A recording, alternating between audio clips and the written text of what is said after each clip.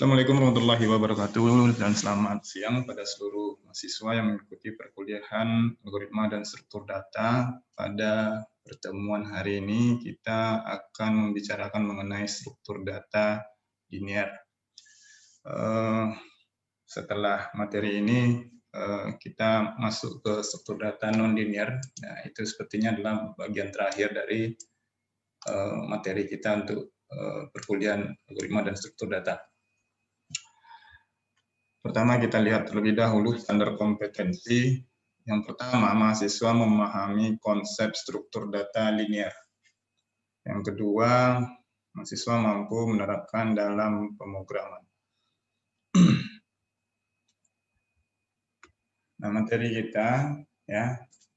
Pertama kita akan membicarakan mengenai array dinamis. Kemudian yang kedua adalah linked list, di mana dua buah struktur data ini, yaitu array dinamis dan linked list, kita sebut sebagai implementasi dari struktur data.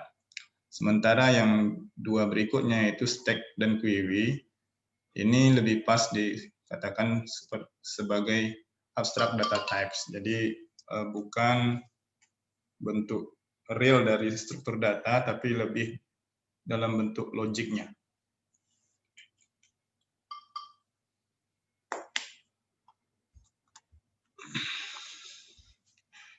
Kita lihat terlebih dahulu mengenai struktur data linear ya.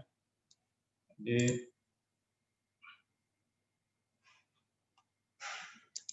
struktur data linear ini itu adalah struktur data yang elemennya berurutan. Nah, kita tahu bahwa struktur data itu adalah teknik penyimpanan dan pengaturan data dalam memori komputer atau dalam disk. Nah, data itu sendiri merupakan fakta ya, atau representasi dari fakta di dunia nyata. Jadi sesuatu kejadian yang kita lihat itu kita sebut sebagai data. Nah, fakta atau data tadi itu kita simpan atau kita rekam dan kita sajikan dalam bentuk tulisan, suara, gambar, sinyal ataupun simbol. Nah, struktur data linear ya, seperti yang sudah kita sampaikan di awal tadi, elemennya terletak secara berurutan. Nah, ini bukan hanya secara fisik, jadi secara logik juga bisa dikatakan elemennya disajikan secara berurutan. Kemudian elemen pada struktur data linear itu menempel satu dengan yang lainnya. Nah, bila dibandingkan dengan struktur data non-linear, maka struktur data ini itu mengkonsumsi memori yang lebih banyak.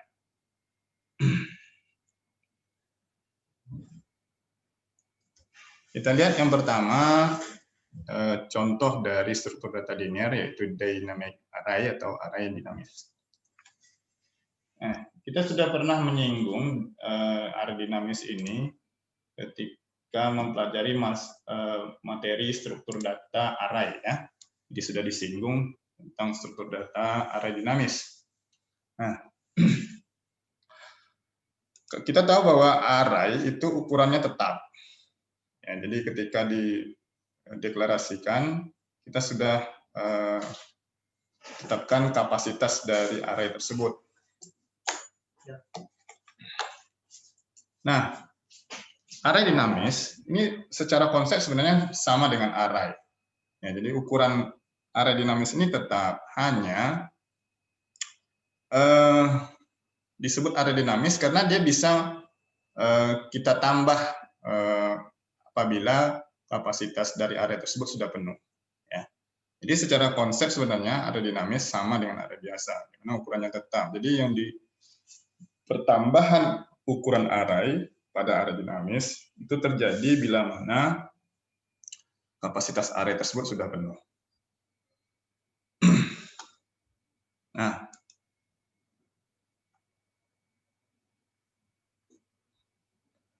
pada dynamic array ya itu terdapat operasi penyisipan elemen pada bagian akhir. Nah, ini kita sebut istilahnya dengan push. Ya. Jadi menyisipkan elemen pada bagian akhir di array dinamis ini disebut sebagai push. Nah, kelebihan array itu terletak pada akses dan manipulasi indeksnya. Jadi kalau kita lihat di sini terletak kelebihannya. Jadi akses dan manipulasi indeks pada array itu kompleksitasnya adalah konstan. Ya. Jadi tidak terpengaruh berapa banyak data yang akan dimanipulasi.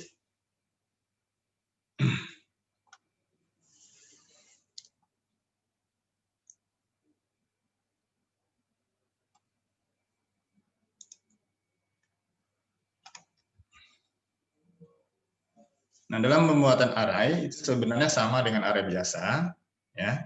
Cuma kita menyimpan ukuran variabel maksimumnya, ya. Karena ketika kapasitasnya sudah penuh, ukuran variabel maksimum ini, atau max size-nya ini, itu akan kita upgrade. Ya, jadi akan di-upgrade dengan 2 kali dari ukuran awalnya. Nah, pertama sekali ukuran max size ini diinisialisasi dengan nilai yang kecil. Lalu ini apanya ya, algoritmanya ya. Jadi pertama pada array dinamis itu kita deklarasikan seperti array biasa, kemudian ukuran array-nya, ukuran maksimum array-nya disimpan dalam variabel. Nah, biasanya ini diinisialisasi dengan nilai yang lebih kecil, dengan nilai yang kecil. Nah, kemudian kita deklarasikan variabel yang lain yang menyatakan banyak elemen yang sudah disimpan. Ya, jadi yang banyak elemen yang sudah disimpan ini, itu nanti akan dibandingkan dengan ukuran maksimum dari array tersebut. Apabila banyak elemen yang disimpan sudah sama dengan ukuran maksimumnya, maka kapasitas array akan ditambah.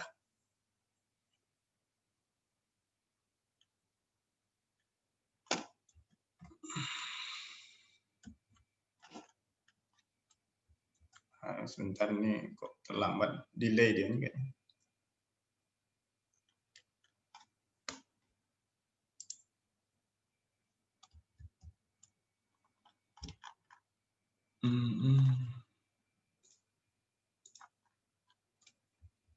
Oke. Nah, ketika kita menyisipkan elemen dalam dynamic array, ya, di mana yang disisipkan pada bagian terakhir, terjadi 2 kemungkinan kasus. Pertama, ukuran size masih lebih kecil dari maksimum size. Nah, pada kasus ini kita masih bisa menyimpan elemen pada array, ya. Jadi kita simpan elemen terbaru pada indeks ke size dan nilai size-nya ditambah dengan 1. Nah, kondisi yang kedua, untuk kemungkinan yang kedua adalah size-nya sama dengan max size. Ya. Kalau terjadi seperti ini, maka array tidak dapat menyimpan elemen yang baru. Nah, untuk mengatasi ini, kita akan melakukan doubling array. Jadi membuat array baru yang ukurannya adalah 2 kali dari array sebelumnya. Kemudian kita salin seluruh isi dari array yang sebelumnya tadi ke array yang baru. Nah, tahap selanjutnya adalah kita hapus array yang lama. Kemudian kita ubah referensi dari alamat program ke array yang baru ini. Nah, ukuran max size yang menjadi berlipat ganda ini, yang doubling tadi, ya, double tadi, dan dapat menyimpan elemen baru dengan melakukan langkah seperti kasus sebelumnya. Jadi setelah dilakukan double atau 2 kali ukuran array-nya dibuat, ya, maka array yang baru dapat menyimpan elemen yang baru.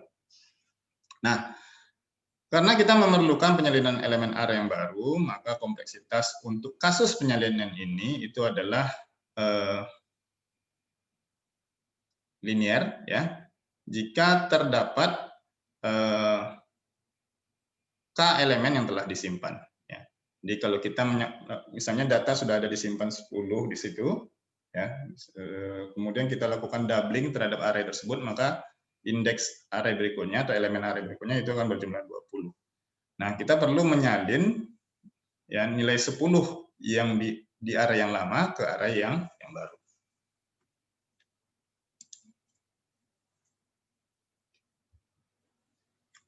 Nah, implementasi dynamic array ini dapat diwujudkan dengan sebuah array, variable size, dan max size.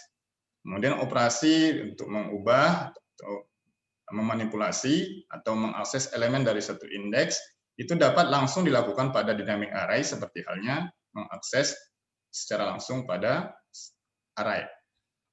Nah, dalam bahasa pemrograman Java, dynamic array ini itu sudah tersedia menggunakan kelas ArrayList.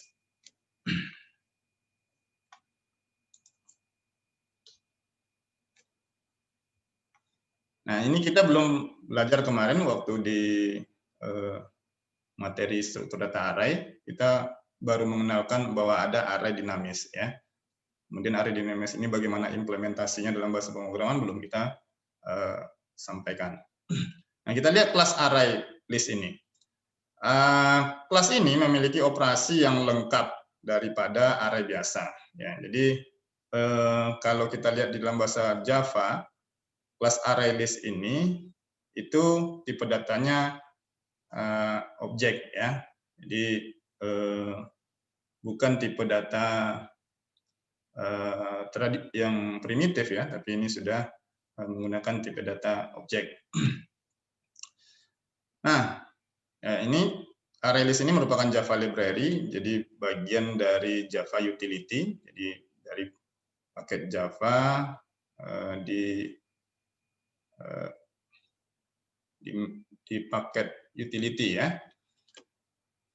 Nah, ini siapa pula mencoret nih?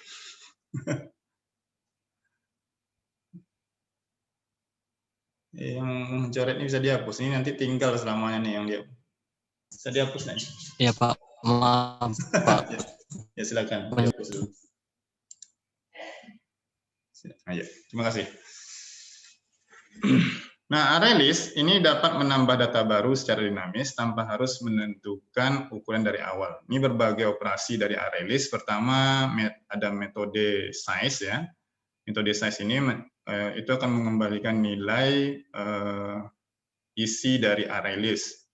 Kemudian ada metode add. Nah, ini metode ini digunakan untuk menambah data baru. Ya, jadi penambahannya dilakukan dari bagian belakang atau bagian akhir dari array. Kemudian ada metode get. Nah, metode ini mengambil elemen pada indeks tertentu. Kemudian ada metode isEmpty.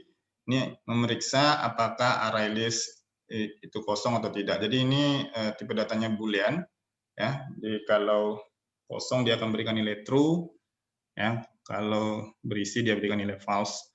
Kemudian ada metode indexOf. Ini untuk mengetahui indeks dari suatu nilai. Lalu ada metode contains, memeriksa apakah suatu nilai ada di dalam ArrayList. Kemudian ada metode set, ini untuk menimpa nilai pada indeks tertentu. Jadi kalau kita mau mengganti nilai pada indeks tertentu dalam ArrayList, ini kita menggunakan perintah set. Ya, kalau kita menggunakan array biasa, kita tidak perlu pakai metode ini, cukup menyebutkan nilai indeksnya, kemudian diisikan dengan nilai yang baru.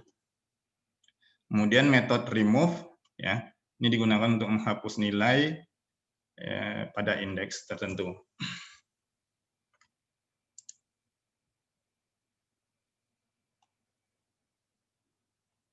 Ya, kita lihat contoh program. Ini adalah contoh program penggunaan kelas ArrayList. Ya. Jadi kita set bahwa variabel data ya itu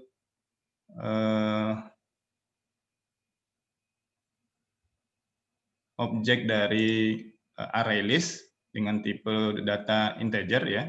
Jadi ini perhatikan juga integernya nggak berbeda, tidak seperti biasa. Kalau yang seperti biasa kita tulis int saja, tapi ini menggunakan kata integernya lengkap dan huruf awalnya itu ditulis huruf kapital di sini, I-nya ya. Nah, ini adalah beberapa metode yang disediakan oleh ArrayList yang kita gunakan. Metode pertama adalah add, jadi ini menambahkan data ke dalam elemen array. Ya, jadi ditambah mulai dari indeks 0 sampai dengan indeks 9 ya. Nah, kemudian dicari berapa data yang sudah diisi di dalam array yang kita menggunakan metode size. Ya. Ini kita kemudian berdasarkan panjang atau banyaknya data yang ada dalam array, kita mau menampilkan elemen-elemen yang ada, ya, elemen-elemen yang ada atau data-data yang ada di dalam array tersebut menggunakan metode get. Nah, kemudian untuk mencek apakah array itu kosong atau tidak, kita pakai metode isEmpty ya. Jadi ini akan memberikan nilai true atau false ya. Kemudian untuk mencari indeks dari suatu nilai yang ada dalam array list, kita menggunakan metode indexOf. Jadi kita mau mencari indeks dari nilai 60. Jadi kalau ada nilai yang berisi nilai 60, maka akan ditampilkan berapa indeksnya. Ini juga kita mau cari nilai dari indeks, kita akan mencari indeks dari nilai 70. Oke, sampai sini. Coba saya mau tanya dulu. Kira-kira ini ya, yang ini ya,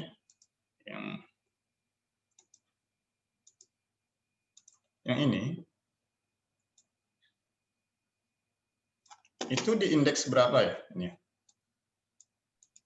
Kelima, Pak. Nah, siapa namanya tuh? Faris, Pak. Siapa? Faris. Ini sebut nama lengkap ya, soalnya banyak orang di sini nanti nggak bisa apa aja nama-nama. Muhammad Faris, Pak. Kelas apa? Kelas A. Oke. Apa jawabannya tadi? Indeks kelima, Pak. Oke, indeks 5 ya. Nah, sekarang kita lihat di sini. Nah, indeks 0 itu isinya adalah 0 dikali dengan 10 ya. Berarti indeks 0 itu nilainya 0. Kemudian indeks 1 ya, itu nilainya adalah 10, 1 kali 10. Artinya ya, kalau kita ini ya, kalau kita mau lihat indeks nilai 60 ini berada di indeks berapa ya? Ini berarti berada di indeks ke-6 juga. Ya. Jadi bukan indeks ke-5. Kan kita mulai indeksnya dari 0 ya. Jadi ini tetap berada di indeks ke-6 ya. Nah, jadi keliru tadi Faris ya. Masih belum ya? Pak. Oke. Nah, lalu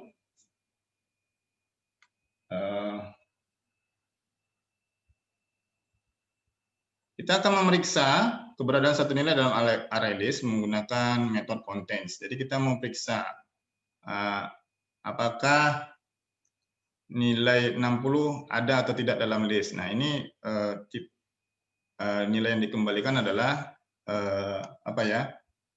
boolean ya, jadi true atau false. Jadi kalau nilai 60 ada, maka dia akan berikan bahwa nilai 60 itu ada ya. Nah, kemudian kita mengupdate nilai yang ada dalam array list menggunakan metode set. Jadi kita akan update ya indeks ke-6 ya. Kita akan update nilai yang ada di indeks ke-6 digantikan dengan 600. Kemudian kita juga akan menggantikan nilai yang ada di indeks ke-7 dengan nilai 700. Nah, untuk mengambil elemen ya kita gunakan metode get. Jadi kita mau ambil elemen yang ada di indeks ke-6. Jadi kita ambil elemen yang ada di indeks ke-6 kemudian kita tampilkan.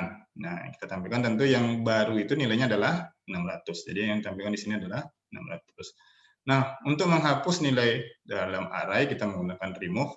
Nah, jadi ini akan meremove nilai yang ada di indeks ke-6, ya.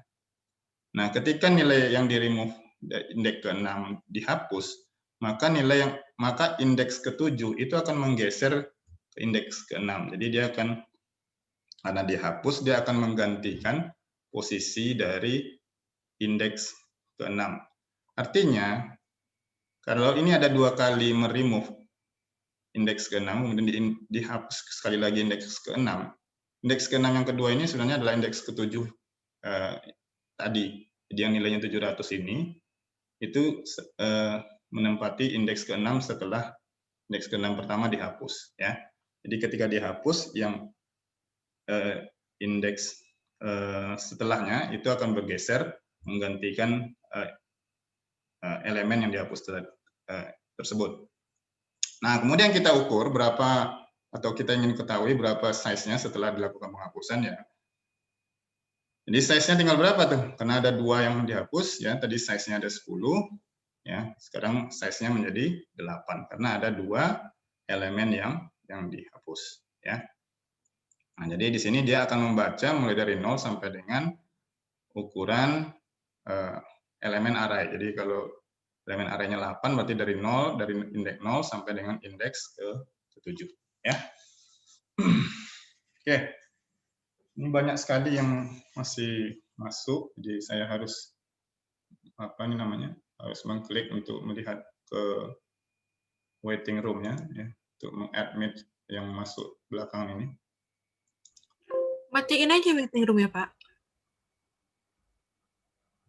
Nah, sampai sini ada pertanyaan?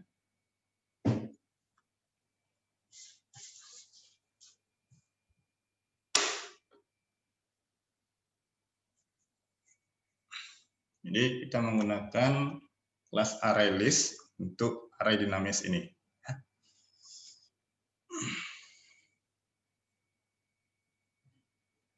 Oke, kalau tidak ada pertanyaan, kita lanjutkan ke struktur data yang kedua, yaitu linked list. Nah, linked list ini adalah struktur data yang bentuknya dalam bentuk node, ya, atau simpul, yang secara kolektif membentuk urutan secara linear. Nah, linked list ini itu dibuat untuk mengatasi kelemahan yang ada pada struktur data array. Ya, jadi struktur data array ini itu kekurangannya adalah kapasitasnya harus tetap saat didefinisikan. Ya. Dan penyisipan serta penghapusan data pada posisi array memakan waktu karena banyak elemen yang harus digeser. Jadi tadi ketika kita menghapus data pada array, itu dia menggeser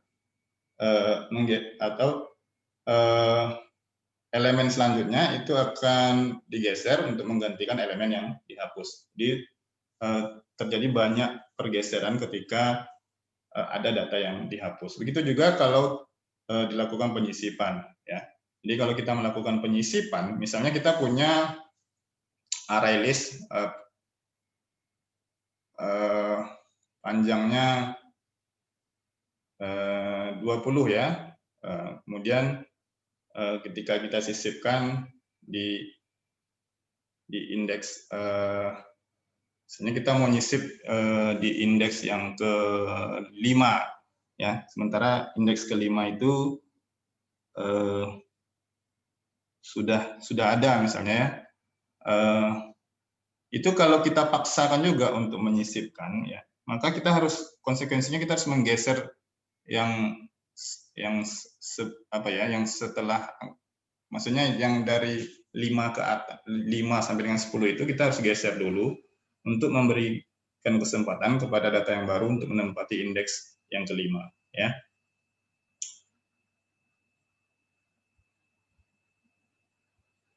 Nah, linked list ini menyimpan koleksi data itu tidak berdekatan, jadi tidak menempel satu dengan yang lain. Jadi tidak menempel seperti array ya. Jadi kalau array dia saling berdekatan.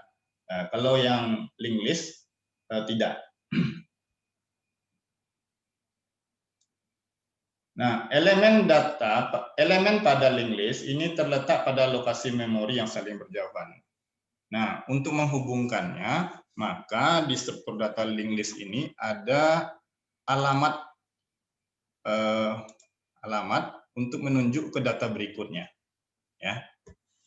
Jadi misalnya kita punya data node pertama ini ya, dan punya data dengan isi karakter ini.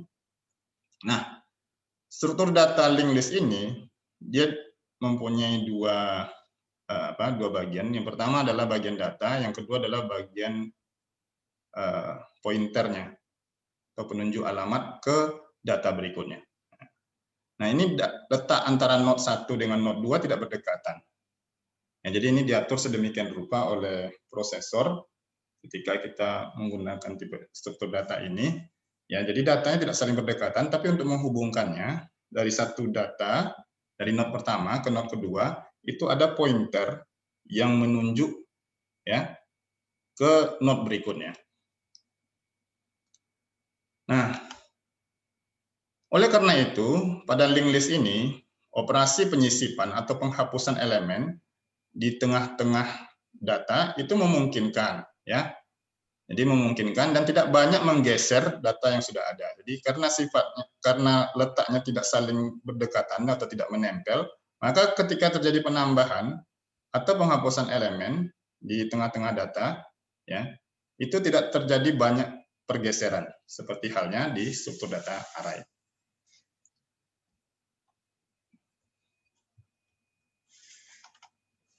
Nah, linked list ini itu merupakan rantai dari objek bertipe list node yang berisikan data dan referensi kepada list node selanjutnya yang ada di dalam list.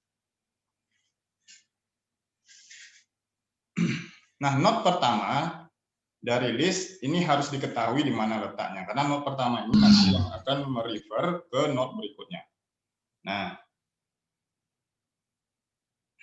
minimal linked list itu harus punya node pertama. Jadi minimal linked list hanya satu, yaitu misalnya minimal linked list itu hanya terdiri dari satu node ya. Nah, node pertama dari linked list ini itu kita sebut sebagai head, jadi sebagai bagian kepalanya. Node terakhirnya kita sebut tail ya, atau bagian ekornya. Nah, tail ini dapat diidentifikasi ya dari mana? Ya, dari node yang memiliki referensi atau menunjuk ke alamat berikutnya itu nilainya adalah 0. Ya. Jadi kalau node pertama itu dia menunjuk ke node kedua alamat berikutnya. Node kedua menunjuk ke node ketiga. Node ketiga ini ya itu menunjuk ke tidak kemanapun. Jadi yang ditunjuknya alamatnya 0. Nah, kalau alamatnya 0 berarti node ketiga ini adalah bagian tail-nya ya. Sementara yang node pertama ini kita sebut sebagai bagian head-nya.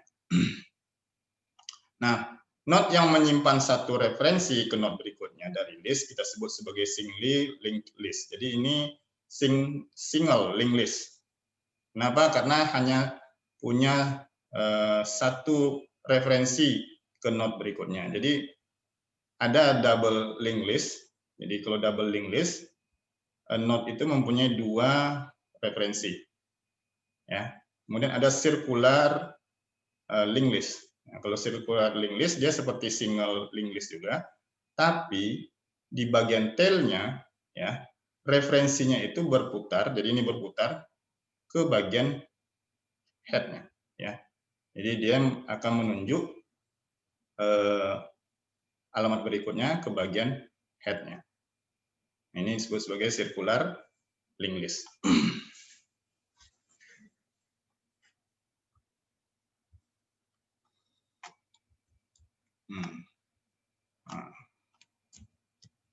Aduh, hang lagi. Delay. Udah diklik nggak mau dia. Nah,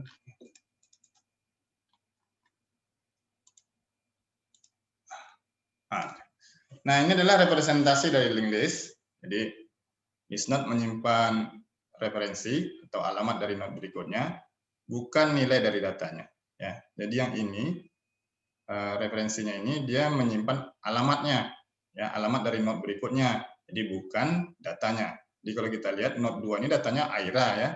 Jadi yang disimpan di referensi node pertama ini itu adalah alamat dari Aira ini. Jadi bukan Aira ini ya. Di alamatnya. Nah, seperti ini mungkin kita bisa lihat representasi dari tabel ini agak memudahkan untuk memahami bagaimana node pertama ya itu mereferensi ke alamat dari node kedua. Nah, kita lihat misalnya ini node pertama itu alamatnya 1 ya. Datanya isinya adalah ini ya, Alia ya. Nah, data referensi dari node pertama itu menunjuk ke alamat kedua. Nah, alamat kedua itu datanya berisi ini, Aira ya. Nah, data pada node kedua referensinya merujuk atau menunjuk pada node pada alamat ketiga. Nah, alamat ketiga itu ditempati oleh node ketiga yang isi datanya ini. Karena ini ya merupakan bagian akhir, jadi dia tidak menunjuk ke alamat yang lain, dia menunjuk ke alamat 0 ya. Jadi tidak ada, ini bukan 0 ya, ini maksudnya 0, jadi dia tidak menunjuk ke alamat manapun. Nah, jadi ini bentuk representasi dari penunjukan alamat dari satu referensi yang ada di node ke node yang lain.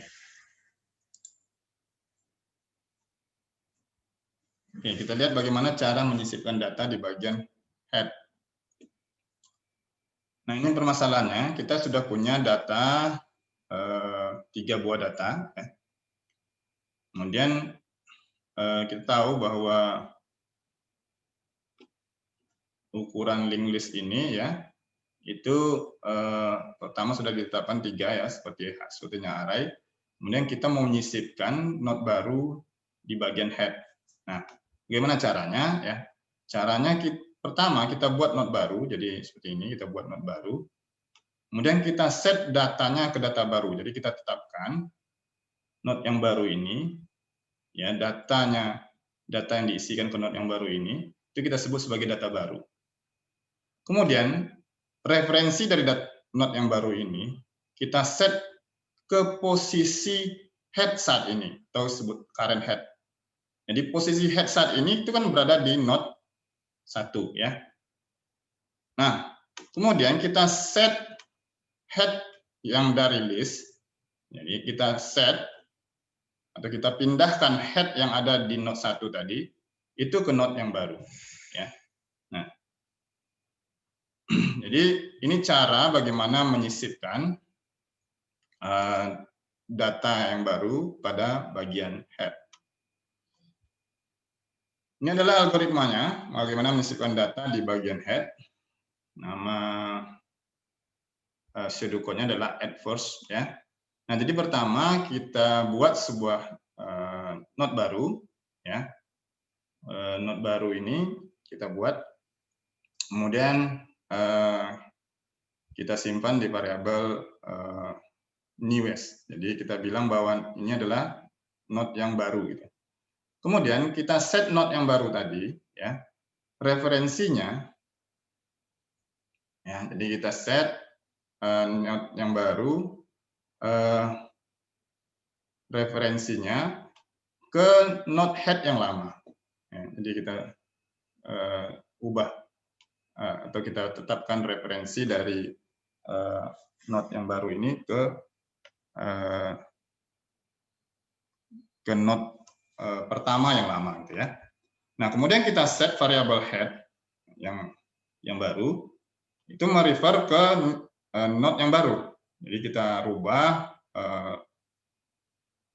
variabel head atau ininya ya node pertama tadi dari node 1 ke node yang baru.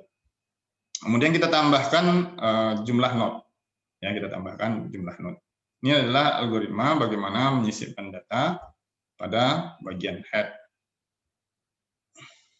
Nah, kemudian yang kedua, bagaimana menyisipkan not baru di bagian tail. Ya, ini agak mirip juga sebenarnya dengan menyisipkan data di bagian head. Caranya kita buat not baru. Kemudian kita set referensinya ke 0. Jadi not baru ini di set referensinya ke 0. Kemudian kita set referensi tail ke not yang baru. Karena kita tahu bahwa tail ini tadinya ada di not yang ketiga ya. Nah, kita ubah referensi tailnya itu ke not yang baru. Lalu kita update. Kita update tailnya yang ada di list sebelumnya, yang ada dari 3 list ini, kita update ke not yang baru. Nah, sehingga notnya itu sudah berubah jumlahnya ya dari 3 menjadi 4. Jadi cara pertamanya adalah kita buat not baru, kemudian kita set referensinya ke 0, jadi kita pindahkan referensi yang ada di not 3 tadi, yang 0 tadi, itu kita rubah 0-nya ada di not 4. Kemudian kita set referensi tail-nya ke not yang baru. Jadi alamat dari not ketiga ini diubah, yang tadinya 0 diubah ke not 4. Lalu kita update tail-nya, nilai tail-nya atau not terakhirnya. Jadi kita tadinya not terakhir ada di not 3, sekarang kita ubah ke not yang keempat. Nah, ini adalah algoritmanya. Jadi yang pertama kita buat not baru, kemudian kita set not baru itu referensinya ke 0. Kemudian kita buat not yang terakhir tadi, not yang ketiga, yang kita sebut not tail tadi ya, kita sebut tail tadi, itu di set referensinya ke not yang baru, ya. Kemudian kita set tail-nya, ya, kita set tail-nya itu di not yang baru dan kemudian kita tambahkan jumlah notnya. Kemudian bagaimana cara menghapus data pada bagian head? Menghapus elemen pada bagian head pada dasarnya merupakan operasi kebalikan dari penyisipan elemen di bagian head. Ya, jadi kebalikannya. Ya. Jadi kalau yang mau kita hapus adalah not pertama, ya maka kita pindahkan posisi head-nya itu ke not kedua. Ya, jadi kita ubah posisi head-nya ke not yang kedua, sehingga not yang kedua menjadi not pertama. Ya. Kemudian kita kurangkan jumlah not yang ada di dalam list. Nah, sekarang bagaimana pertanyaannya? Not pertama ini kemana perginya? Ya. Nah, jadi dalam pemrograman, not yang tidak ditunjuk, ya, itu akan dihapus oleh memori. Jadi alokasinya akan dihapus oleh memori. Jadi kalau sudah tidak ada yang menunjuk ke not tersebut, maka memorinya itu akan dikosongkan. Nah, kalau kita lihat di dalam bahasa Java, ada namanya Java Garbage Collector. Jadi ada semacam perangkat lunak di dalam Java itu yang bertindak untuk membersihkan ruang memori yang tidak terpakai, yang sudah tidak terpakai lagi dalam pemrograman Java. Nah, ini adalah algoritma menghapus data di bagian head. Nah, jadi kita lihat pertama jika head-nya sama dengan 0, ya. Kalau head-nya sama dengan 0, berarti list itu kosong ya. Jadi tidak ada listnya. Ini untuk menguji saja kalau head-nya sama dengan 0, berarti listnya kosong. Nah, tapi kalau misalnya head-nya tidak sama dengan 0, ya, maka kita buat head yang baru itu ke not berikutnya. Kemudian kita kurangkan ukuran dari atau jumlah dari notnya. Nah, yang agak sedikit rumit adalah ketika menghapus data di bagian tail. Jadi ini agak sedikit rumit dibandingkan menghapus data di bagian head.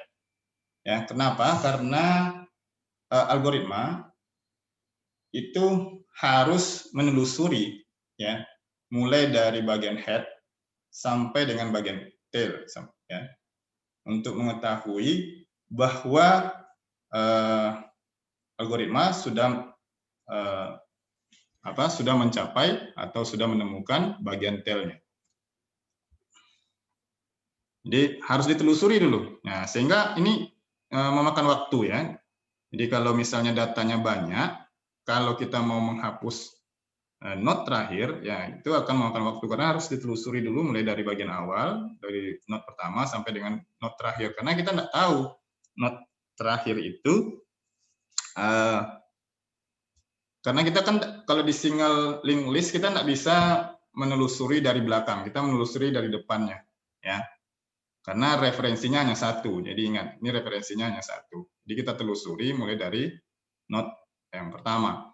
Nah, ini sebenarnya nanti akan di kelemahan yang ada di single linked list ini, itu akan diatasi dengan penggunaan double linked list. Nah, jadi kalau double linked list, dia punya dua buah referensi. Ya, sehingga kita bisa menelusuri dari belakang juga ketika kita mau menghapus data yang ada di bagian tail. Nah, untuk singly linked list, langkah penyelesaiannya, pertama kita update referensi tail.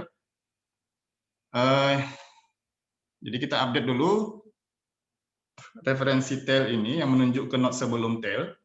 Jadi kita update dulu, kita ubah tailnya ini, ya, itu berada di node sebelum tail.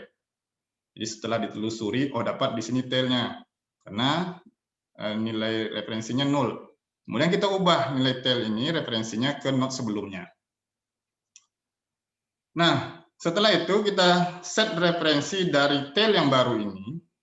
Tadi referensinya kan ke node yang ketiga. Kita ubah referensinya itu ke 0. Jadi kita ubah referensinya ke 0, lalu nanti dihapus tail yang lama. Ya. Nah, ini adalah cara algoritma menghapus data, di bagian tail, ya, yang tertulis juga bagian head.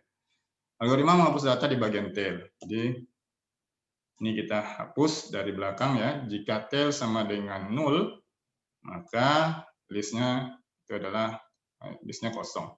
Nah, kemudian kita perlu variabel dulu, variabel namanya previous, ya, untuk menyimpan node sebelumnya, ya. Nah, kemudian kita uji dengan pengulangan. Jadi selama alamat sebelumnya, ya, itu tidak sama dengan tail, jadi alamat sebelumnya itu tidak menunjuk ke 0, ya, maka nilai nilai variabelnya ini itu diupdate dengan nilai alamat dari node tersebut. Kemudian nilai tailnya itu kita update berdasarkan nilai alamat dari node tersebut, ya. Lalu referensi dari node tailnya, ya, itu kita berikan nilai 0.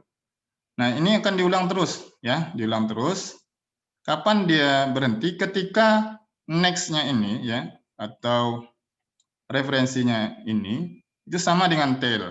Jadi referensinya ini menunjuk ke 0. Ya, kalau sudah menunjuk ke 0, ya, maka dia sudah dapat bahwa itu adalah node terakhir, maka nanti dikurangkan dengan 1. Jadi dihapus node-nya, kemudian dikurangkan jumlah node yang ada.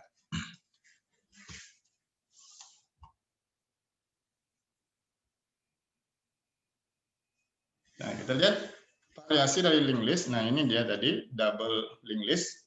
Kalau di double linked list, tiap list node itu menyimpan referensi node sebelum dan sesudahnya. Nah, jadi ini berguna kalau kita mau melakukan pembacaan linked list dari dua arah. Ya, jadi referensinya ada dua, ya, di bagian awal dan di bagian akhir, datanya ada di tengah. Nah, sehingga nanti kalau kita mau menghapus misalnya nih bagian tail, ya, kita sudah bisa. Kenapa? Karena kita bisa telusuri, tidak kita langsung ke bagian tail saja telusuri. Kita menelusuri dari bagian belakang. Kenapa? Karena di sini ada node yang ini ada node yang mempunyai referensi ke node sebelumnya. Ya. Nah, kalau yang menggunakan single linked list tadi, kita tidak mempunyai referensi ke node sebelumnya. Ya, jadi jalannya hanya satu arah saja. Ya, maka ketika kita menggunakan double linked list, ya kita bisa menghapus dari belakang. Jadi tidak ada masalah ketika menghapus pada bagian tail. Ya, tapi kalau single linked list kita agak bermasalah atau membutuhkan waktu yang lama ketika menghapus data pada bagian tailnya. Nah, variasi yang kedua adalah sirkulasi linked list. Ya, pada sirkulasi linked list ini, node terakhir itu menyimpan referensi ke node pertama, di dia balik ke sini. Nah, konsekuensinya ketika node terakhir itu menunjuk ke alamat dari node pertama, maka di node pertama itu bisa ditetapkan apakah menggunakan header, ya, header node, ditetapkan sebagai header node atau tidak, ya. Jadi karena dia sudah merefer ke node pertama dari node terakhir, dia akan merefer ke node pertama, maka di bagian header ini itu ada opsi mau memakai atau tidak. Nah, penerapan linked list pada bahasa pemrograman Java itu menggunakan kelas linked list. Ini seperti halnya array list. Linked list juga merupakan Java library yang menjadi bagian dari Java utility. Ini adalah berbagai operasi dari linked list, size, ya, ini mengembalikan jumlah elemen dalam list. Kemudian add first, jadi menambah elemen baru di head, add last, menambah elemen baru di tail. Nah, kelas linked list yang ada di Java library ini, itu menggunakan struktur data double linked list. Jadi bukan single linked list, jadi dia menggunakan double linked list. Dari mana kita tahu? Karena dia bisa menambah di bagian akhir. Dia bisa menghapus di bagian akhir, ya. Kalau dia menggunakan struktur datanya single linked list, maka metode add last, kemudian remove last, ya, get last ini tak bisa kita pakai.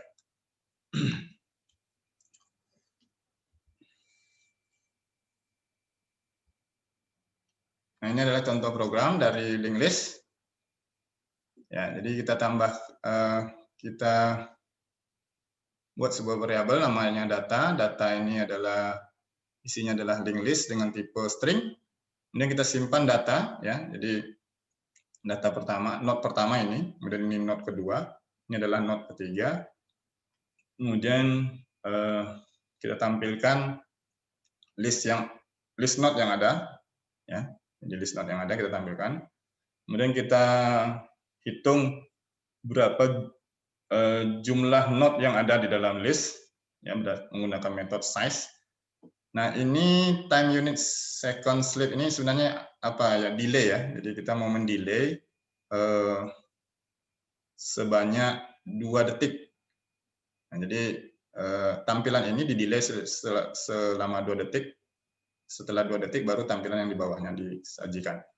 Nah, setelah 2 detik dia akan tampilkan ini. Jadi node pertama kita lihat, ya. Jadi kita mau ambil data yang ada pada node pertama menggunakan metode get first.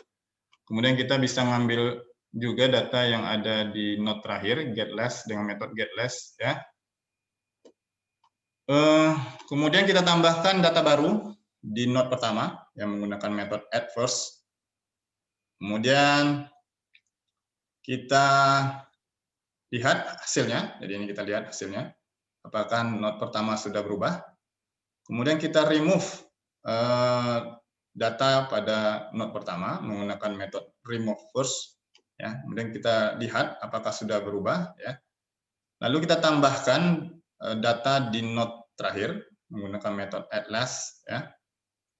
Kemudian kita cek ini apakah sudah bertambah. lalu kita hapus menggunakan metode remove last. Ya. Lalu kita cek lagi apakah sudah dihapus. Nah, ini adalah implementasi dari linked list menggunakan kelas linked list yang ada di bahasa pemrograman Java. Nah, sampai sini ada pertanyaan sebelum kita lanjutkan.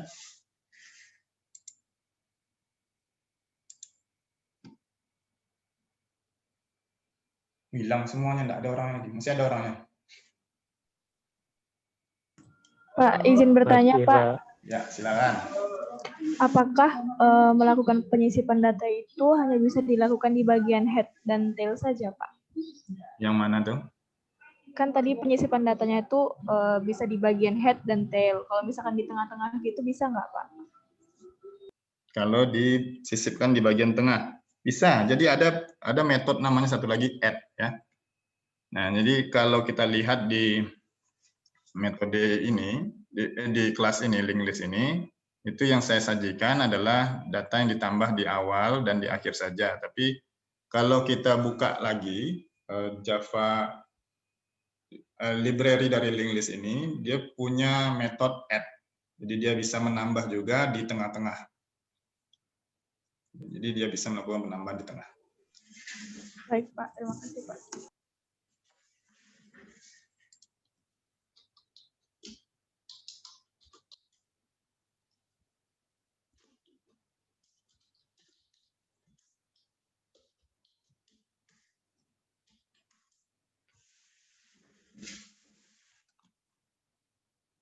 Silakan, ada lagi.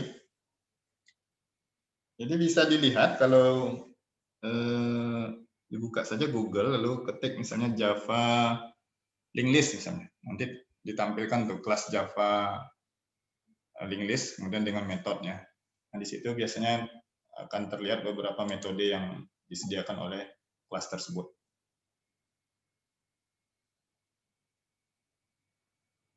Ya, pada operasi yang saya tampilkan ini memang hanya yang pertama dan terakhir saja yang saya tambahkan, yang saya tuliskan ya.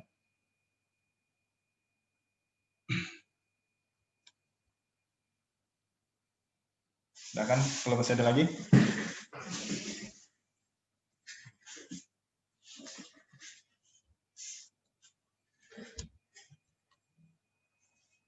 Nah, kalau tidak ada kita lanjutkan yang untuk struktur data linear kedua yang dua lagi yaitu stack dan query.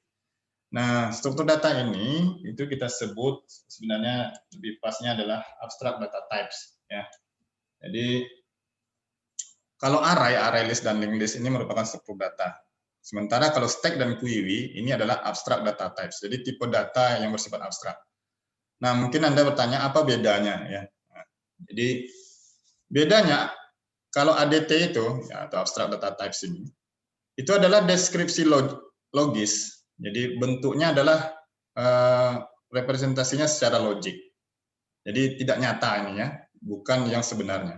Sementara kalau struktur data ini deskripsinya adalah deskripsi aktual. Jadi deskripsi sebenarnya. Ya. Jadi kalau ADT ini deskripsi logis, kalau struktur data adalah deskripsi sebenarnya.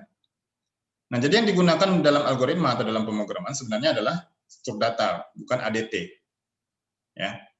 Nah, ADT ini dapat kita representasikan sebagai gambaran logis dari data dan operasi untuk memanipulasi data tersebut. Sementara struktur data ini adalah representasi aktual dari data yang dapat digunakan dan diimplementasikan dalam algoritma.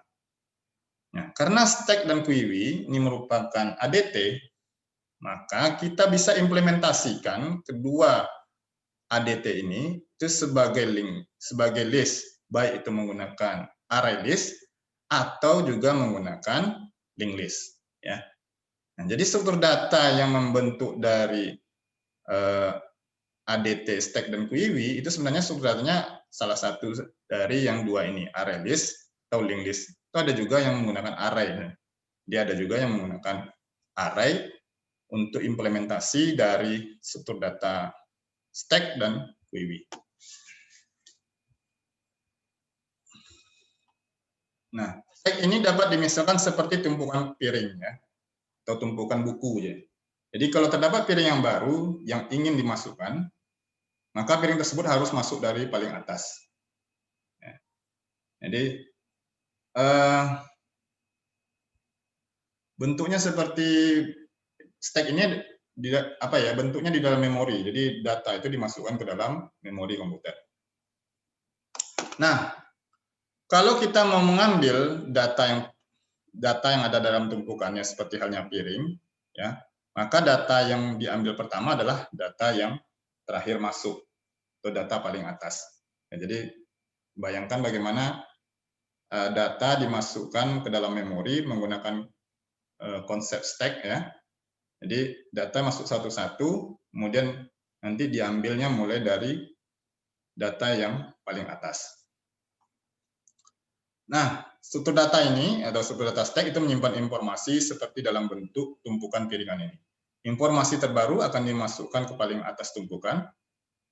Kemudian informasi yang ada di paling atas itu bisa diakses atau bisa dihapus pada setiap waktunya. Nah, istilahnya dari struktur data stack ini itu sifatnya adalah LIFO, jadi last in, first out. Yang terakhir masuk, yang terakhir masuk itu yang pertama keluar. Ya. Nah, operasi dalam stack ini adalah operasi pertama memasukkan elemen baru ke bagian atas tumpukan, kita sebut push ya. Jadi ini data mau dimasukkan ke dalam memori ya. Jadi perintah memasukkan data kita sebut sebagai push. Kemudian mengambil data atau membuang elemen paling atas tumpukan atau mengambil data itu disebut pop. Dia mengambil data yang ada dalam stack, ya itu kita sebut sebagai pop. Kemudian untuk mengakses atau melihat elemen yang berada di paling atas tumpukan, ya itu kita sebut sebagai top. Jadi kita mau mengetahui berapa nilai yang ada di elemen paling atas, ya. Lalu untuk memeriksa apakah stack itu kosong atau berisi, kita menggunakan istilah is empty. Jadi untuk melihat apakah stacknya berisi atau kosong. Jadi kalau nilai is empty ini bernilai true, artinya tumpukan atau stack itu kosong. Tapi kalau tidak, false misalnya, berarti stack berisi data. Nah, ini adalah beberapa aplikasi stack yang kita akan lihat sajikan di sini. Yang paling dekat atau yang sudah pernah kita praktekkan adalah bagaimana kita mengeksekusi fungsi rekursif pada pemrograman. Ya, jadi fungsi rekursif itu dimasukkan ke dalam stack. Jadi di push dulu di dalam memori sebelum dijalankan. Jadi dimasukkan dulu, ya. Kemudian setelah sampai di stopping conditionnya dari fungsi rekursif tadi, ya barulah fungsi itu dieksekusi mulai dari paling atasnya atau mulai dari pemanggilan yang paling akhirnya. Jadi ini fungsi rekursif itu merupakan salah satu aplikasi stack. Ya.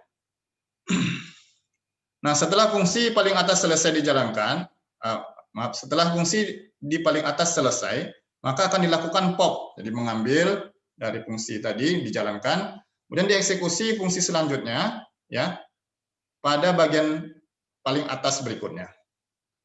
Nah, oleh sebab itu, ya, ketika pemanggilan fungsi terjadi terlalu dalam, maka terjadi stack overflow, ya. Itu sering terjadi itu kesalahan, ya.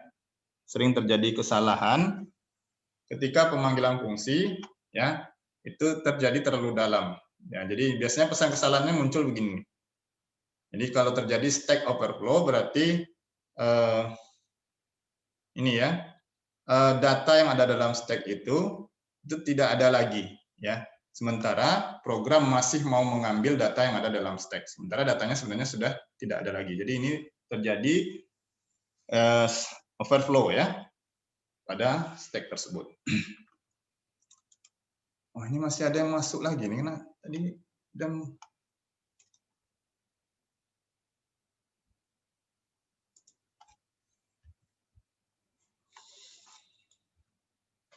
Aplikasi yang kedua ya pada web browser. Jadi mungkin Anda sudah pernah pakai ini ya. Jadi web browser itu menyimpan alamat yang yang pernah kita kunjungi. Nah, alamat yang pernah kita kunjungi itu dimasukkan ke dalam stack. Ya. Jadi kan kalau kita mau kembali ke alamat sebelumnya, kita cukup menekan button back biasanya ya. Nah, sebenarnya back itu dia mempop kembali alamat yang sudah pernah kita kunjungi ya. Jadi misalnya kita membuka satu halaman web di satu tab pada sebuah browser ya. Nah, semua halaman web yang pernah kita kunjungi di satu tab itu, maka itu akan disimpan ke dalam stack. Ya, jadi kalau kita mau memanggil kembali web yang pernah kita kunjungi, kita cukup menekan tombol back pada web browser kita.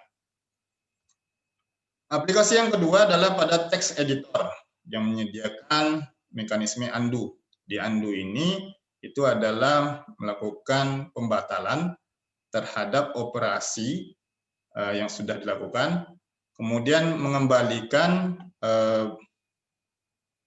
bagian dokumen ke bentuk semula. Ya. Nah, operasi undo ini ya itu dilakukan dengan memasukkan perubahan yang terjadi pada dokumen ke dalam stack. Ya. Jadi perubahan yang terjadi pada dokumen itu disimpan ke dalam stack dulu. Nanti kalau terjadi undo berarti kita mempop perubahan yang ada di dalam dokumen tersebut. Aplikasi yang keempat adalah ekspresi matematik dalam notasi postfix. Ya. Notasi postfix ini disebut juga reverse Polish notation. Jadi ini merupakan notasi penulisan ekspresi matematik dengan urutan operan, operan, dan operator. Kalau kita biasanya pakai operan, operator, operan. Ya, jadi misalnya 2 tambah 2. Ini operator, operan, operator, operan. Ya, ini disebut sebagai notasi infix. Kalau notasi postfix ini 2 di operan-operannya dulu, baru tanda tambahnya. Ya. Nah, notasi postfix ini melakukan perhitungan lebih cepat. Pada notasi postfix, ekspresi matematik tidak perlu menggunakan tanda kurung seperti halnya notasi infix. Ya. Ya. Kita lihat ya. Ini contohnya. Ini notasi infix-nya. Notasi postfix. Di 1 tambah 2 yang di dalam notasi postfix 1 2 tambah. Nah, dalam notasi infix kalau kita punya 3 operan dan 2 operator seperti ini ya, di mana ini mempunyai derajat yang sama, tapi kita ingin misalnya kalkulasinya dimulai dari tambah dulu, maka kita berikan tanda kurung gitu ya. Nah, ini notasi infix ini. Di notasi postfix tidak. Jadi kita sebutkan saja operannya dulu 1 2 3, kemudian baru operatornya. Operator pertamanya apa? Tambah. Berarti tambah ini untuk menjumlahkan operan kedua dan ketiga. Jadi yang dekat dengan dia mana operannya? 2 dan 3, berarti ini ditambahkan. Lalu setelah itu ketemu operator kurang, berarti kurang ini adalah hasil dari 2 tambah 3 ya, atau ya itu dikurangkan atau terbalik ya, 1 dikurangkan dengan hasil dari 2 tambah 3. Nah, begitu juga kalau ini ya notasi infix berikutnya untuk perhitungan selanjutnya. Kita lihat ini ya, dan kita tahu bahwa operator yang derajatnya lebih tinggi adalah kali. Ya, maka kita harus menggunakan tanda kurung untuk mendahulukan ya perhitungan dari operator tambah dan kurang ini. Jadi kita gunakan tanda kurung di sini. Nah, tadi kita lihat ekspresi matematik pada notasi postfix tidak perlu menggunakan tanda kurung seperti halnya pada notasi infix yang membuat banyak urutan evaluasi dalam melakukan kalkulasi. Ya.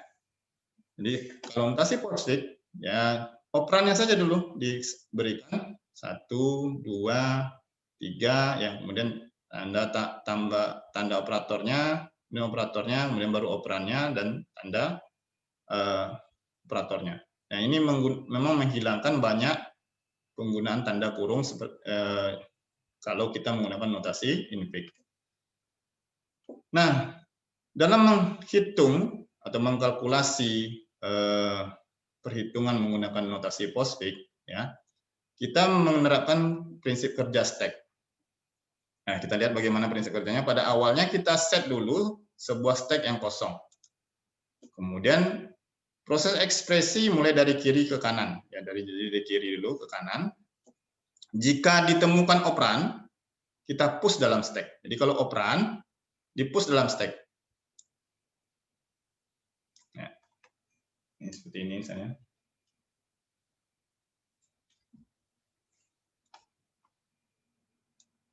Masuk dulu 1.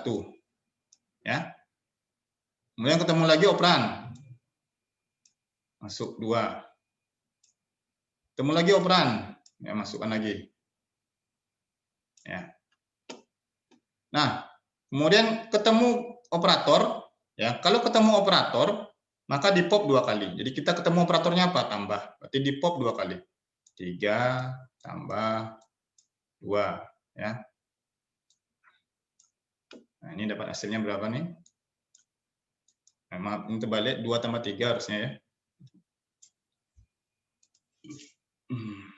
Walaupun hasilnya ini sama, tapi kita buat dulu. Tidak ragu, karena nanti satunya akan dikurangkan. 2 tambah 3. Dapat 5, ya.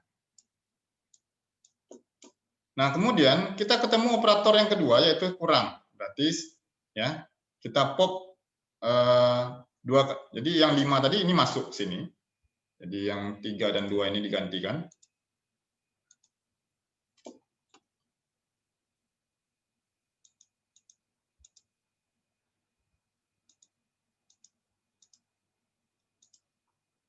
Ini diisi oleh UKS.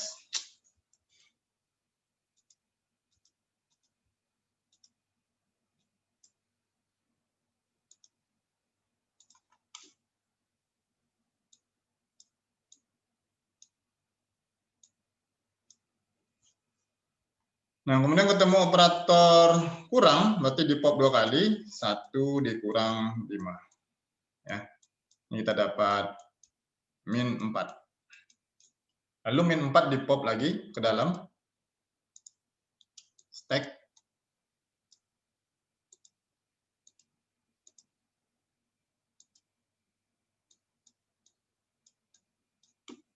Ya. Kemudian kita ketemu operan lagi 4, berarti 4 masuk ke sini dalam stack. Dan ketemu lagi operan kali, berarti kita kalikan min di pop dua-duanya min 4 dikali dengan 4, ya. Kita dapat hasilnya 16. Nah, kemudian yang 16 ini di pop lagi, ya. Di pop karena dia nilai, ya. Maka kita pop lagi ke dalam kita push lagi ke dalam stack. Min 16, maaf. Min 16.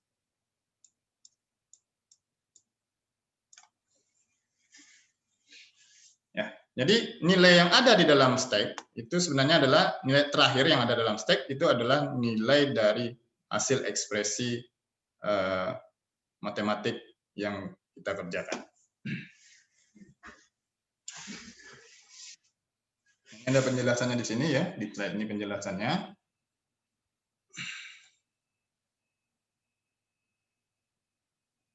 Nah, ini pseudocode dari stack. Nah, karena stack adalah ADT, Abstract Data Types, maka di sini kita menggunakan pseudocode untuk struktur data array dinamis, ya. Jadi kita gunakan struktur data array dinamis. Pertama kita inisialisasi stack-nya, ya. Kita tetapkan top of stack-nya itu min 1, ya. Karena ini menggunakan array list, ya. Array itu indeks awalnya adalah 0, maka top of stack, ya. Jadi urutan atau elemen dari top of stack ini, ya, itu bernilai kosong bila nilai variabel top of stack-nya itu sama dengan 0. Ya, jadi kita tidak bisa berikan nilainya sama dengan 0, karena kalau kita berikan nilainya sama dengan 0, ya nanti diasumsikan bahwa stack-nya itu sudah kosong ya. Jadi kita setlah nilainya dengan min 1 dulu. Nah, kemudian kita isikan data ya. Jadi kita isikan data, kemudian ketika kita isikan data, tentu top of stack-nya bertambah. Jadi bertambah. Ya, berarti data pertama itu berada di indeks ke 0 karena min 1 ditambah dengan 1. Ya, jadi berapa banyak yang mau ditambahkan ya, kita tambahkan di metode push ini. Nah, kemudian untuk metode pop-nya berarti kita mengambil data, jadi kita simpan data yang paling atas dari stack disimpan di variabel ambil ya, kemudian top stack-nya itu berkurang 1. Ya, kemudian nilai yang kita pop tadi itu kita kirim ke fungsi pop ini.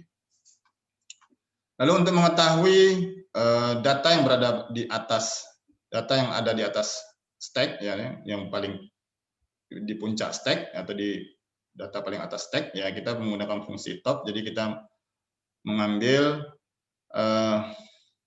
indeks yang ada, nilai yang ada di indeks top of stack.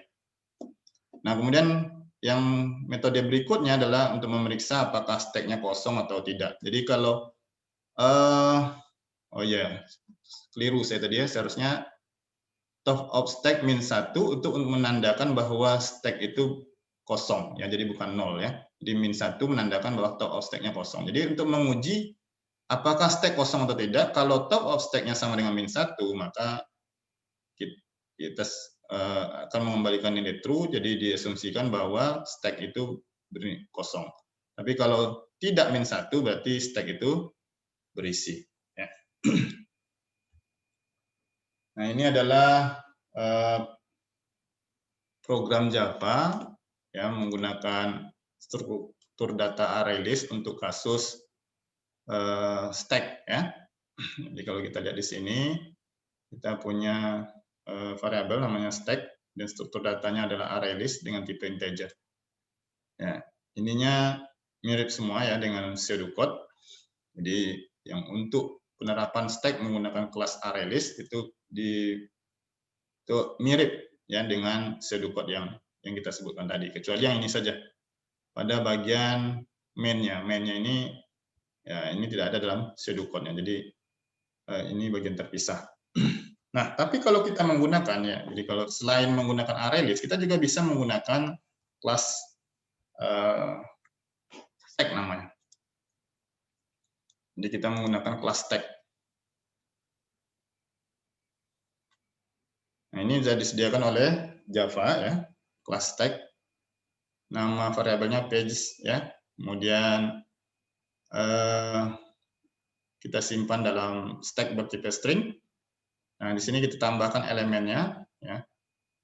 Metodenya sama, jadi push ya. Kemudian metodenya ada juga pop. Nah, untuk memeriksa bagian atas stack, kita gunakan metode pick ya.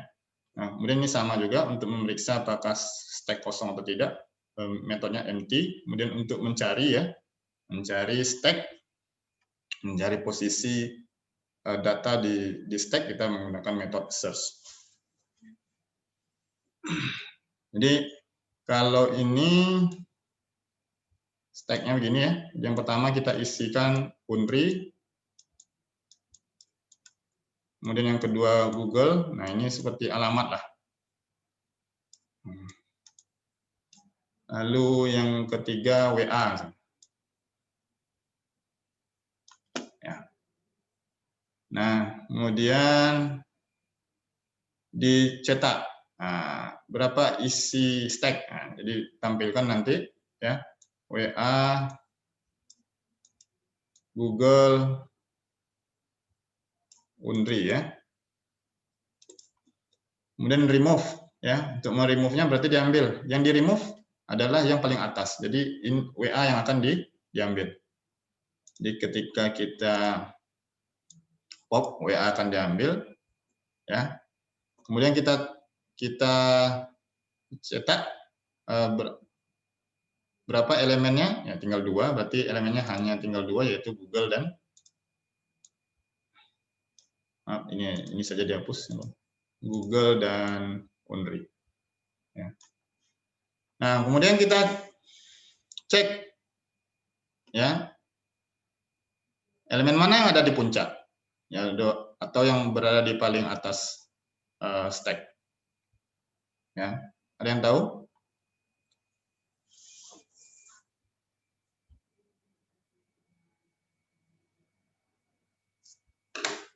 Masih ada kelasnya gini. Google, Pak. Ya, Google ya. Oke, ini untuk menguji aja bahwa ada lagi enggak orang di kelas ini. Diam-diam aja dari tadi. Nah, kemudian kita cek apakah stack itu kosong atau tidak ya.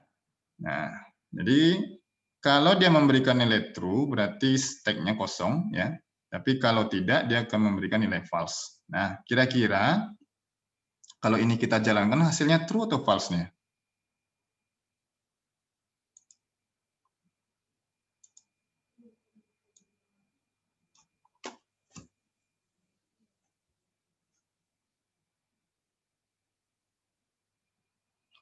Ada yang tahu enggak? True atau false?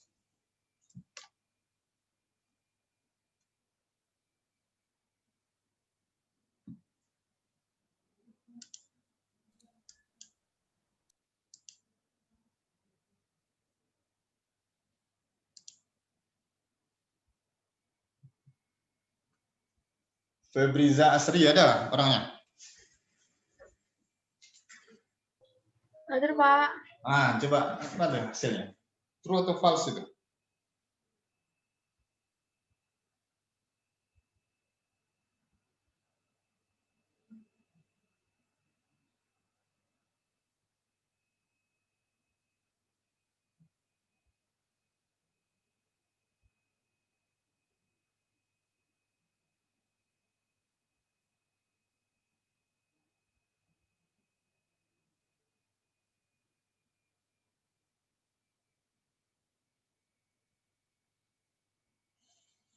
Mana siapa tadi? Febriza Asril tadi masih ada? Udah keluar lagi orangnya?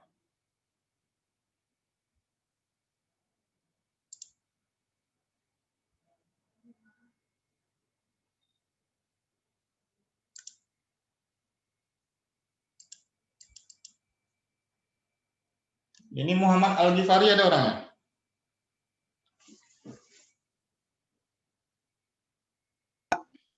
Ada, Pak. Apa tuh nilainya? True atau false itu?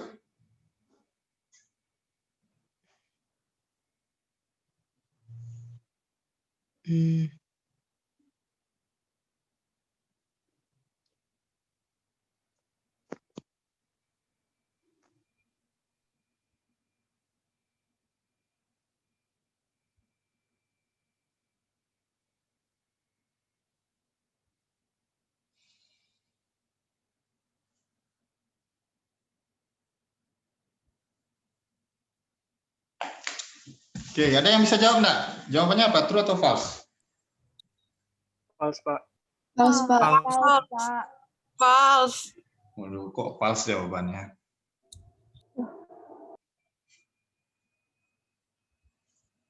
Bukan true ya? Bukan, Pak. Kenapa? Karena masih ada di dalam stack-nya itu masih ada Google dan Unri, Pak. Iya. Siapa tuh yang jawab tuh? Lumayan, Pak. Siapa? Suaranya dengar? Mayang, Pak. Mayang Sari. Iya, Pak. Oh iya. Kemarin udah dan jawab waktu di nilai bonus kemarin. Lupa saya, Pak. Belum kayaknya. Oke, nanti kalau sudah ada ya saya tambahkan nilai. Kalau belum ada ya saya tambahkan. Tapi kalau sudah ada ya nggak usah. Baik, Pak. Oke, jadi ini jawabannya false. Kenapa? Karena masih ada 2 buah data di dalam stack. Nah, sekarang kalau kita cari misalnya, Unri itu di mana posisinya? Yang paling terakhir, Pak. Ya, posisinya di paling Bawah. bawah ya. Ini udah mau selesai kuliah masih ada yang keluar masuk lagi nih. Nah, yang terakhir struktur data QUIWI. Jadi QUIWI ini menyimpan data dalam bentuk antrian. Data yang baru masuk dimasukkan dari bagian belakang antrian. Data yang paling awal yang bisa diakses atau dihapus pada setiap waktunya. Jadi kalau QUIWI ya itu sifatnya FIFO. Jadi first in first out. Siapa yang masuk duluan itu yang akan keluar duluan ya. Kalau stack tadi LIFO jadi last in last out ya. Dibayangkan saja antrian itu yang dilayani adalah orang yang terlebih dahulu datang dalam antrian.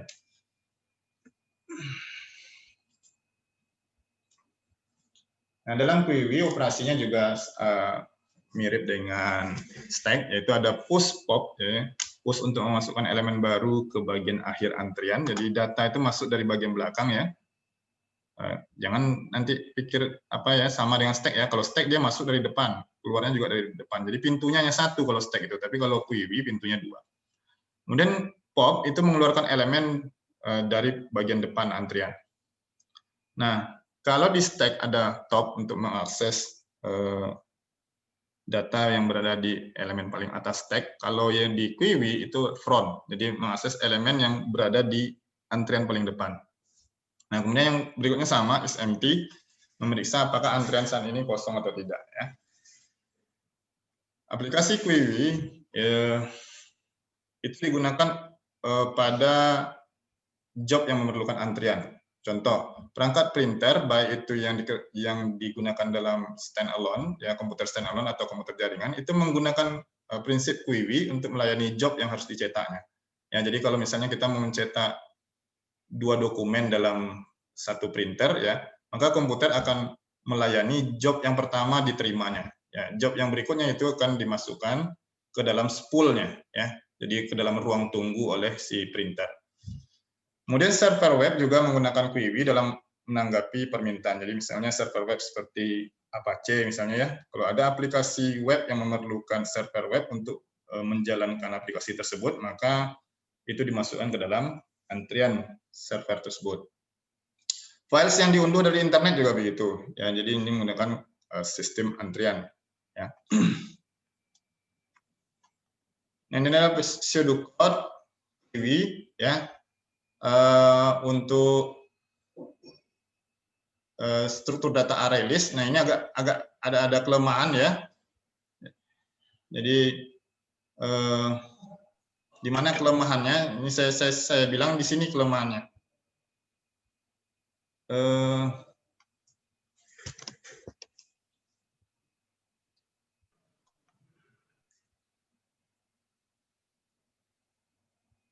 Oh, udah saya perbaiki. Tadinya di sini ya. Jadi tadinya di fungsi pop ini ya ada kelemahan ya. Ini sudah saya perbaiki. Jadi di fungsi pop ini ya itu head-nya yang ditambahkan ya. Jadi head-nya yang bertambah ya. Jadi ini sudah saya perbaiki, yaitu tail-nya yang dikurangkan. Nah, masuknya juga sama ya. Masuknya jadi bagian belakang ya, kemudian keluarnya dari bagian depan ya. Kemudian yang lainnya ini agak mirip dengan stack tadi. Nah, ini penerapan stack menggunakan kelas ArrayList. Ya, jadi ini mirip dengan pseudocode ya. Ini mirip dengan pseudocode. Berikut adalah penerapan QUIWI dengan kelas QUIWI dan priority QUIWI ya. Jadi ini tiga-tiganya kita pakai. Jadi kalau Anda lihat di buku bagaimana menyelesaikan struktur data QUIWI menggunakan 3 struktur data, yaitu ArrayList, kemudian linked list, dan priority QUIWI. Nah, priority QUIWI ini adalah kelas yang dibuat sendiri oleh Java, seperti halnya kelas stack tadi. Ya. Nah, ini metodenya mungkin agak berbeda. Ya. Kalau di priority QUIWI metodnya over, ini sama sebenarnya dengan push. Kemudian untuk popnya ya poll ya, poll. Kemudian untuk mengetahui di mana bagian depannya pakai pick ya, sama dengan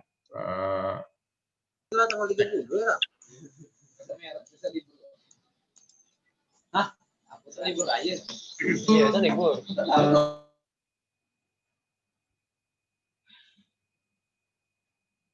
Oke. Nah, kalau kita menggunakan program membuat program QIWI menggunakan kelas QIWI dan link list, ya ini mirip juga ya. Metodenya juga sama tadi, over ya, untuk push, kemudian untuk popnya poll, kemudian untuk mengetahui bagian depannya itu pick ya. Nah, kita lihat perbandingan antara array list dan linked list. Jadi beberapa fitur yang kita bandingkan. Untuk pengambilan data, metode get ya, array list ini lebih cepat daripada linked list. Jadi pengambilan data karena array list array ya, dia tidak harus mengurutkan data dari awal sampai dengan akhir, maka dia bisa ambil data di mana saja. Ya, jadi waktunya adalah konstan ya, sementara linked list waktunya linear. Kemudian kalau pengambilan data di depan atau di belakang ya, array list juga masih konstan, kemudian linked list juga konstan, mengambil data di bagian belakang juga sama.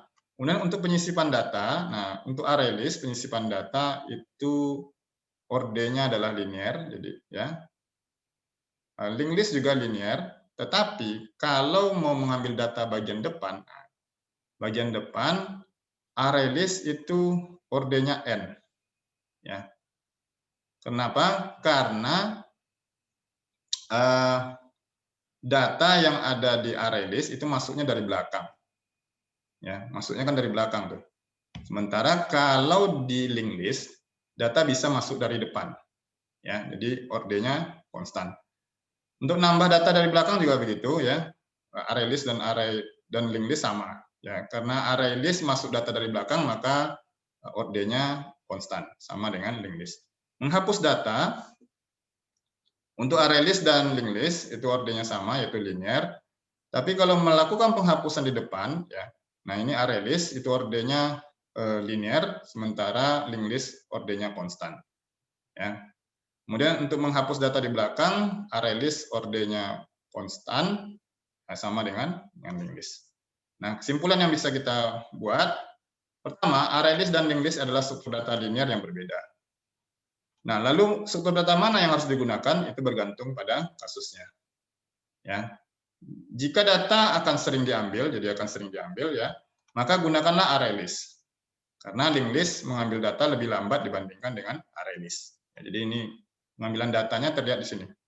Linked list itu lebih lambat daripada array list. Tapi kalau datanya sering disisipkan atau dihapus, kemudian jumlah elemen data tidak diketahui sebelumnya, maka gunakan linked list. Ya. Nah, jadi kalau data itu sering dilakukan transaksi lah di situ ya, ditambah, dihapus, atau jumlah elemennya tidak diketahui sebelumnya, ya maka kita gunakan linked list. Ya. Nah kalau digunakan array list, walaupun kita tidak tahu data sebelumnya, array list melakukan penambahan array, yaitu mengali 2 dari jumlah array sebelumnya. Nah itu yang bisa saya sampaikan untuk hari ini ya. Jadi kalau ada pertanyaan silakan. Paling 2 menit lah ya, karena waktu juga.